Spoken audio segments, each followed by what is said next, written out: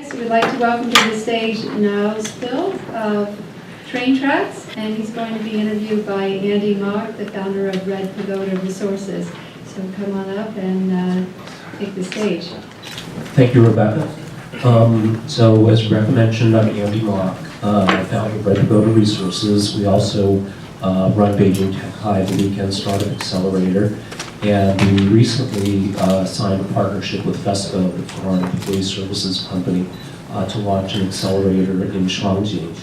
And I've known Nils for a number of years now, and really excited to hear his newest thing and share what he's doing with you. So Nils, what is Traintracks, and why is what you're doing matter? Thank you, Andy. It's good seeing you again. Andy and I both attend like every event there is to attend in Beijing, so I see Andy a lot. Traintracks is an analytics platform that we built for the Internet of Things era, like really big data sets, because we found that there was a very big need at the enterprise level for how to deal with managing evolving and disparate data sets. So there are a ton of products on the market that help small, medium businesses monitor user behavior. But when you're an enterprise, you're a publisher, you have 80 different games online, and you start trying to figure out usage behavior patterns over several products, you run into some really intense big data problems. So we built what we believe to be the absolutely fastest backend for analytics in the world, with built-in version control systems for data models and a graphical operating system to run on top of the data infrastructure. Great. So I know that technologically it's pretty difficult to build something like that. What about from a user experience? Do you have an example of a client or a project you worked on that you can share with us? So since we work with larger companies, most of the companies we work with are very strict NDAs, but we are working with a local company here in Beijing. I'm sure some people in the audience use it, Tantan, the dating app. So what we help companies do is make it very easy to ask questions about behavior. So if you work at Tantan and you want to ask a question like, what percentage of gay users got a match today on iOS? That's a question that an intern could ask with a point-and-click interface instead of having that be an engineering issue. Great. So, we know that the startup space is very hot, not just in Silicon Valley, but in China, and valuations are skyrocketing. How does that look in your space? How do investors view your sector for the world? I think big data is the most underserved and problematic buzzword out there right now. I think there are only a handful of investors that even understand what big data means, and even top-tier VCs in Silicon Valley are still quite confused about what big data means.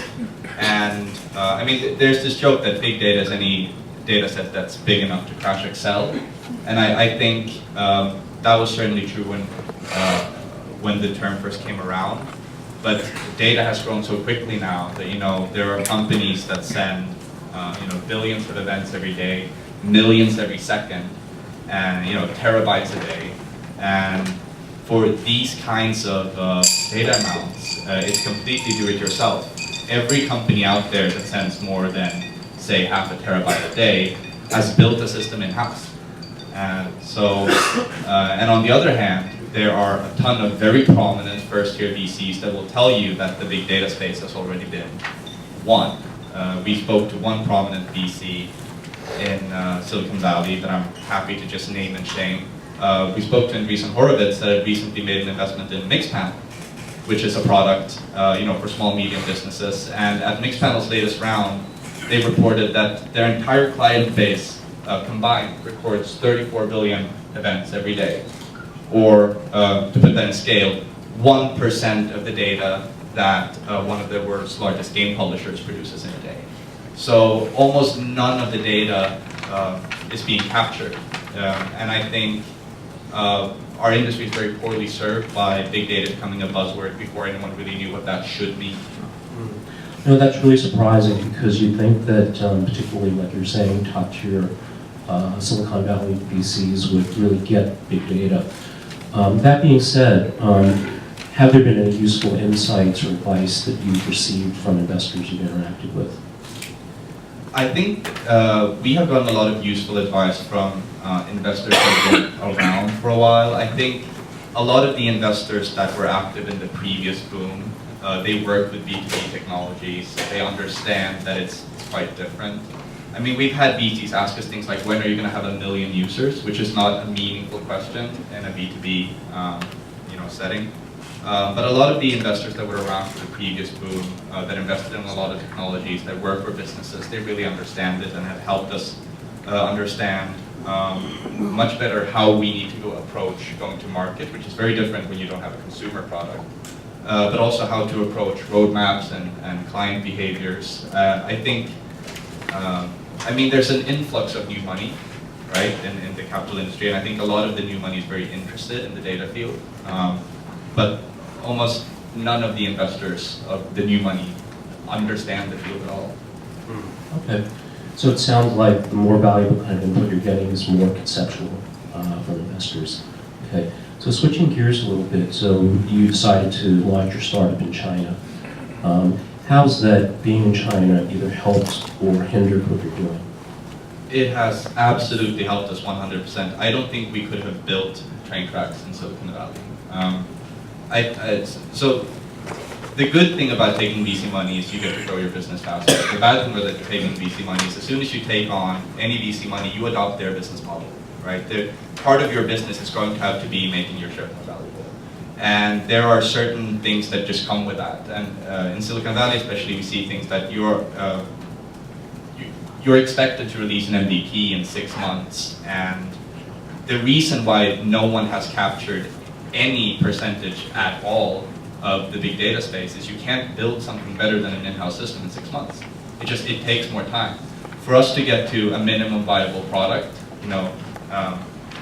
just something that can catch fire, that took us 2 years. And if we had wanted to do that in Silicon Valley as first-time entrepreneurs, imagine the amount of money you have to raise to do 2 years of R&D before you have an MVP. I think Beijing is unique in its ability to attract really smart money with people with a long-term vision that understand that certain problems aren't solved in 6 months. So it sounds like, somewhat ironically, that investors here are more patient, more understanding, and perhaps going to give more. The data sets are larger here too. I mean, a lot of people think that big data would be a Silicon Valley thing, but it really isn't. The data sets here are a lot bigger than the ones in the States. There's just less experience to go around. There are fewer in-house systems that have been built here, but the systems that have been built, they handle enormous data loads. I guess that makes sense because everything in China is multiples bigger than most other countries. Absolutely, yeah. What about so that's on the positive side. What about on the negative side? Are there drawbacks to doing this in China? I think for our industry, the drawback has been that China was behind on, I mean, this is a mixed blessing. So the prevalent paradigm for big data analytics is based on Hadoop and MapReduce. And Hadoop and MapReduce never really had time to catch on in China. China was just too late on the ball. When I first arrived here as a consultant, we were doing big data consulting for some of the biggest tech companies at the time, the CNAs and the like. And one of the dirty secrets of the industry back in like 2011 was that the BATS companies actually shared Hadoop talent. There wasn't enough talent to go around. And because of this, there are fewer in-house legacy systems that you have to compete with. There are fewer sunk costs. But there's also a naive optimism here because there are companies haven't been burned yet. They think that they can do it on their own because they've never tried. So it's been difficult in the sense that most companies here feel like, of course we'll build our own system. We can do that for like 100,000 RMB, right? Whereas the average cost of an in-house system just to maintain for most of our clients is approaching $10 million a year, even if you're using free technology. So there's this naive optimism that we can do this here, hold my beer. But on the flip side of that, something that's been very positive is the technology that we use. We're one of the first 3 teams to touch a technology called Spark. China adopted Spark very, very quickly because there were no sunk costs in Hadoop. There was no one betting on Hadoop being a paradigm that was going to be around in China. So China is a great place to hire Spark engineers. So it's been a mixed blessing. Okay. So it sounds like that hiring top-tier technical talent hasn't been as much of a constraint for you guys as it might be for some other startups or even big companies. I think if you are looking for talented big data engineers and you're looking into Spark, China is a great place to recruit. A very sizable percentage of the engineers that we meet in Silicon Valley now working on other Spark projects actually came out of Beijing. Great, great. And I guess the last question is, looking ahead, what do you see for the future of the space? And in particular, what are about some concerns around big data, privacy, cybersecurity? So cybersecurity and privacy is very interesting when it comes to analytics, because one of the main reasons why big companies have not adopted existing analytics tools is they've been almost completely software as a service, which is just not compliant with the privacy requirements that a lot of these bigger companies have. So I think a lot of companies are going to move off the cloud and start hosting analytics on their own machines. Great. And so it sounds like when you were saying earlier that there's many investors that might not have a good sense of big data analytics, and perhaps there's a lot of enterprise people in the audience as well, so either your potential customers or potential investors.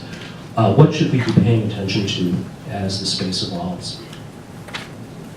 I think we need to understand that the data warehouse era of data management is over.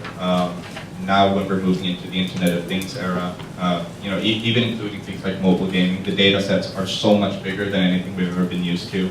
I think in the last few years, more data was generated than through all of the 90s, right? And there's going to be a shift in paradigms. Existing solutions from the 90s just will not scale to the kind of data we're generating. And to any investor in the audience, I'll say any dollar spent on Hadoop in 2015 is a dollar lost. Can I just end with one quick comment? So if we look at IPv4 with about 4.3 billion internet addresses, and the transition to IPv6 with something like 340 unidecillion, which is 340 trillion